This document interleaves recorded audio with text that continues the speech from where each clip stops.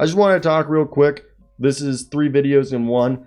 Teams are calling about Julius Randle, and I wonder what teams could go. I want to hear your thoughts down below. Where do you think Julius Randle is going? Also, the Knicks are in pursuit of Dejounte Murray and are offering $110 million to Jalen Brunson. So I'd like to hear all of your guys' thoughts with that. And what do you guys think of these rumors? I think Jalen Brunson's a guarantee to come to New York at this point. Will Julius Randle stay? And let's go talk about Cam Reddish now, because I feel like all of this is a very interesting situation for what's going on. And yeah, so like and subscribe. So basically, shout out Fred Katz of The Athletic.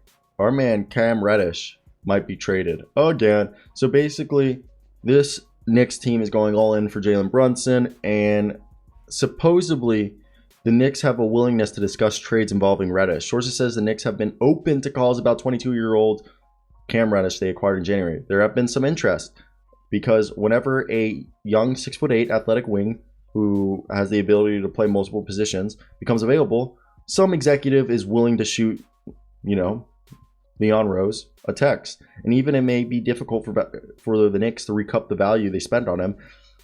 Maybe they can send him somewhere else. So let's talk about places Cam Reddish could go. Let me hear your thoughts down below. Where would you send Cam Reddish? Okay.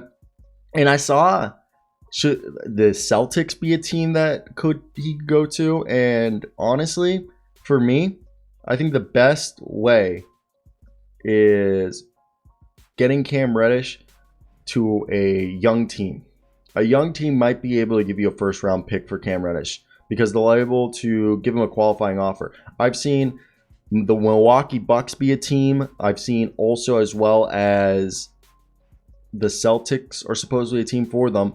And you have to understand, what are they going to send back? What are these teams going to be able to send back for Cam Reddish? Because it's not like you can just take on Cam Reddish's salary. A lot of these teams that are interested in him are going to have to be willing to take on that 5.9, which is not much to think about.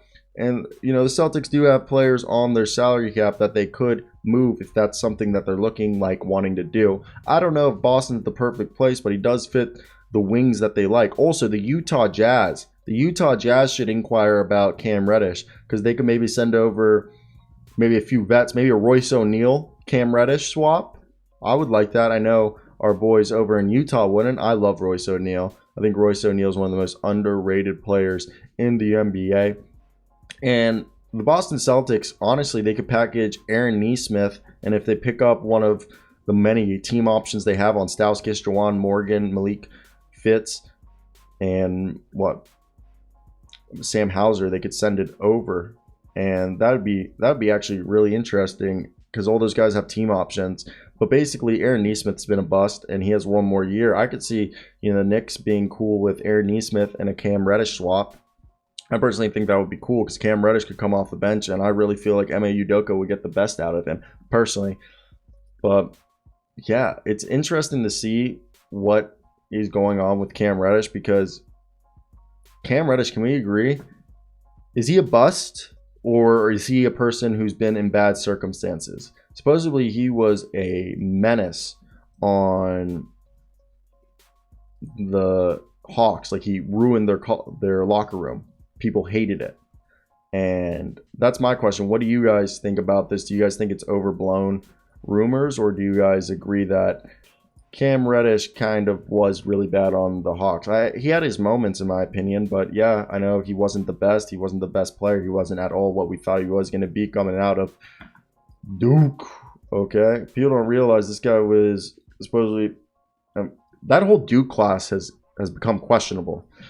Questionable if it was really worth it. But that's where I want to hear your guys' thoughts. What do you guys think of all of this?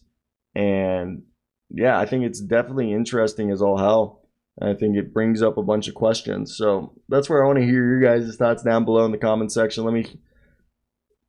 Let's talk about it, because also Julius Randle's in trade talks.